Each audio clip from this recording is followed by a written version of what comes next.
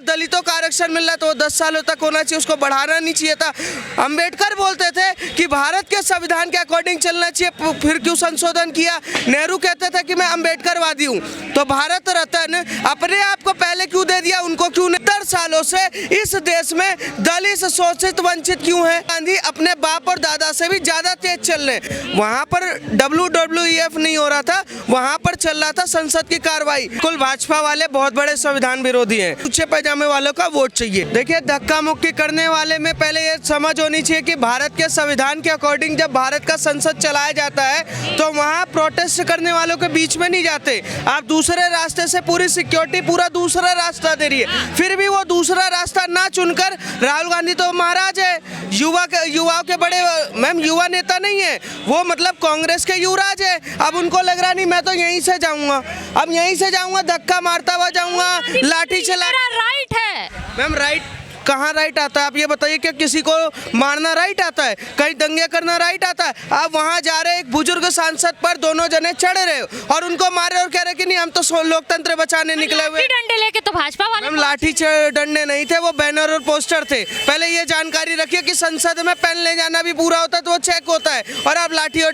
डंडे की बात कर रहे हैं। जहाँ प्रोटेस्ट हो रहा था वहाँ से जाने की क्या जरूरत पड़ी? जब कांग्रेस पार्टी प्रोटेस्ट करती है तो वहाँ कभी बीजेपी नहीं जाती। दूसरे रास्ते से जब एंट्री आपको मिल रहा है तो आप क्यों नहीं गए? आपका मकसद था सिर्फ जो आप एजेंडा चला रहे थे, उस एजेंडे पे कहीं ना कहीं आपको लग रहा था कि हमारा एजेंडा इस प्रोटेस्ट से खत्म हो जाएगा।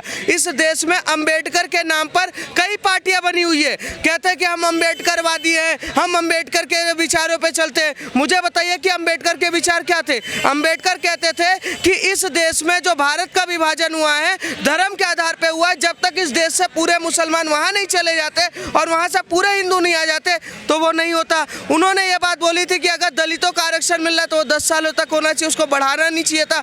अंबेडकर बोलते थे कि भारत के संविधान के अकॉर्डिंग चलना चाहिए, फिर क्यों संशोधन किया। नेहरू कहते थे कि मैं अंबेडकरवादी हूँ, तो भारत रत्न अपने आप को पहले क्यों दे दिया, उनको क्यों नहीं दिया। इंदिरा गांधी कहती थी कि हम अंबेडकरवादी है, तो अंबेडकरवादी होने के बाद भी अपने आप को भारत रत्न मिल गया, उनको क्यों नहीं मिला।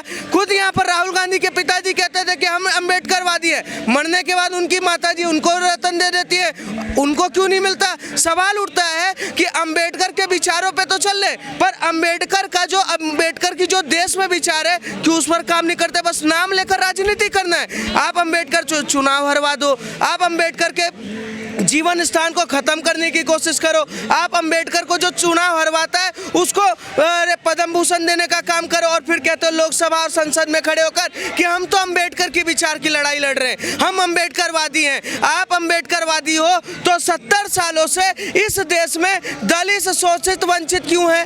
क्यों उनको तरक्की नहीं मिल पाई? क्यों उनको पढ़ा लिखा नहीं पाए? आप सिर्फ राजनीति कर रहे हो, और राजनीति में कहीं ना कहीं राहुल गांधी अपने बाप और दादा से भी ज्यादा तेज चल रहे हैं, और इतना तेज नहीं चलना चाहिए कि कहीं ना कहीं झगड़े कर लो, दंगे कर लो, मारपीट कर लो, डंडे चला दो। क्या ये लोकतंत्र के लिए अच्छा है? एक नेता, विपक्ष का नेता लोकतंत्र में खड़े होकर डंडा चला रहा है, और आप कह रहे हो कि नहीं वहाँ डंडा क्यों लेकर आए थे भैया, आप क्यों वहाँ पर घुस के मारने के लिए पहुंच गए? और उनके खड़गे जी बुढ़ा गए, 70-85 साल की उम्र है, जहाँ ढंग से चल नहीं पाते, वो भी गए टक्कर मारने के लिए। वहाँ पर WWF नहीं हो रहा था, वहाँ पर चल रहा था संसद की कार्रवाई, वहाँ पर चल रही थी क्या नाम है, एक तरीके से लोकतंत्र की लड़ाई। तो आप वहाँ लड़ते, मैं कह रहा वो प्रदर्शन कर रहे थे, तुम भी कर लेते। प्रियंका गांधी, राहुल गांधी दोनों का आरोप है कि भाजपा वाले जो हैं ये संविधान विरोधी हैं, अंबेडकर साहब के विचार को ये लोग नहीं पसंद करते, नफरत करते हैं। बिल्कुल, भाजपा वाले बहुत बड़े संविधान विरोधी हैं, और उन्होंने देश के सबसे ज्यादा संविधान विरोध किया है। जिस 370 को अंबेडकर हमेशा विरोध करते थे, भाजपा आई 370 खत्म कर दिया। 3 तलाक का अंबेडकर विरोध करते थे, भाजपा आई खत्म कर दिया। अंबेडकर कहते थे कि इस देश में वक्फ बोर्ड नहीं होना चाहिए, भाजपा आई वक्फ बोर्ड पर बिल लेकर आ गई।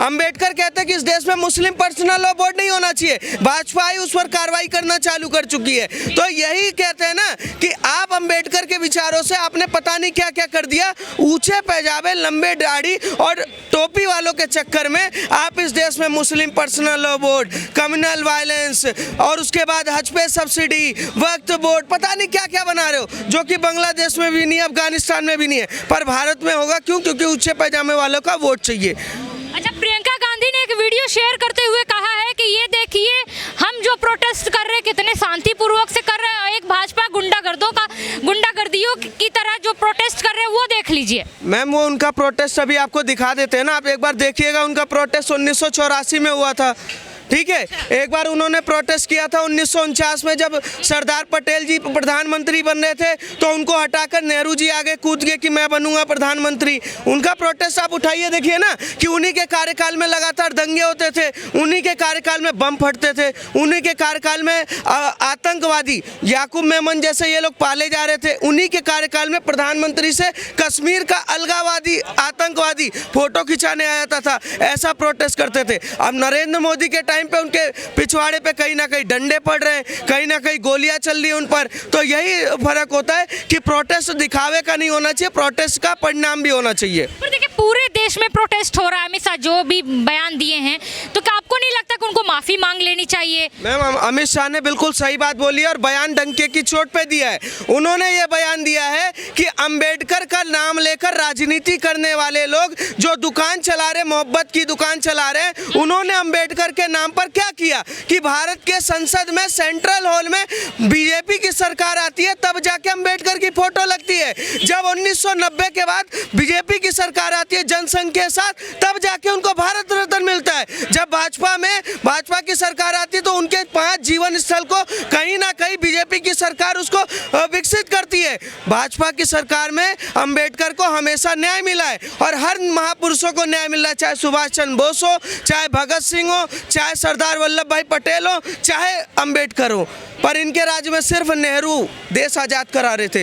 नेहरू इतनी लड़ाई तो है मैम, नेहरू इतनी लड़ाई लड़ रहे थे, नहीं मानते कि कांग्रेस ने आजादी दिलाई? लड़ाई लड़ते हैं, जेल में बैठे बैठे 14 किताब लिख दी, पेन और पेपर कहाँ से आता था आज तक नहीं पता चला। ठीक है, उन्होंने कितनी लाठियां खा ली वो आज पूरा देश पूछता है। नेहरू ने कहीं ना कहीं, मैं आपको बता दूं, नेहरू को बोल रहा हूँ, नेहरू ने इस देश में कहीं ना कहीं राजनीति की है, अंग्रेजों की दलाली करके उनके कोर्ट के इलेक्शन वो क्या नाम है वकालत किया है और वो उस पैसों से उन्होंने अपना घर बनाया और वही काम अंग्रेजों की दलाली इस समय राहुल गांधी कर रहे हैं। तो ये भाजपा वाले बेचारे राहुल गांधी की छवि क्यों खराब करने के पीछे पड़े हुए? मैम छवि तो अच्छी होनी चाहिए तब खराब करेंगे ना। महिला सांसद ने आरोप लगाया है कि धक्का दिए हैं, मुझे धमकाए हैं। अब मैम धक्का तो नेपाल में बियर पीते हुए भी मिल गए थे, तो वहाँ पर भी भाजपा के सांसद थे क्या?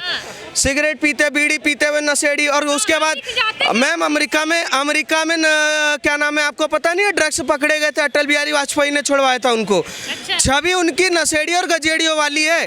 अब आप कह रहे हो कि उनको संत बना दें। कांग्रेस कितना भी अपने बच्चे को रगड़ के रबड़ की तरह साफ करके कोशिश करे कि वो साफ सुथरा दिखेगा नशेड़ी, क्योंकि जब बोलता है तो वो गांजा फूंक कर ही लोकसभा में बात करता है। अच्छा देखिए उनकी छवि आप लोग कैसे नहीं खराब कर रहे हैं। सोशल मीडिया पे बीजेपी वालों ने एक वीडियो शेयर किया जिसमें गलत तरीके से उनकी बातों को दिखाया गया, तो ये भाजपा ने गलत नहीं किया, बेचारे ऐसे युवा नेता हैं। सही बोलेंगे तब दिखाया जाएगा ना।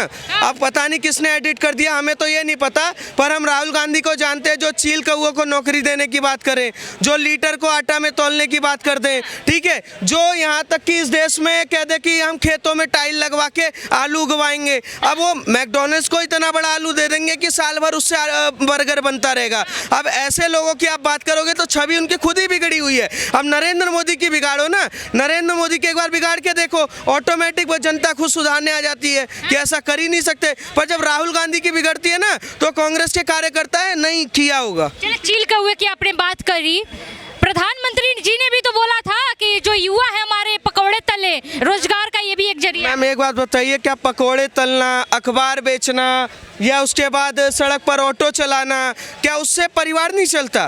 परिवार सबका चल रहा है ना इस देश में। नौकरी के बल पर मैम पकौड़े तलेगा किसने बोला? डिग्री वालों को किसने बोला? प्रधानमंत्री मोदी जी ने ये बोला कि आप स्वयं का रोजगार करिए। एमबीए चाय वाले ने चाय की दुकानें खोल ली, अब उसको एमबीए चाय वाला एमबीए की डिग्री लेके चाय खोल सकता है, तो पकौड़े तलने वाला हो सकता था मैकडॉनल्ड से बड़ा फ्रेंचाइजी खोलता। तो जरूरत होती है कि मानसिकता की, उस मानसिकता से निकलिए और कहीं ना कहीं आप ओनरशिप पे जाइए।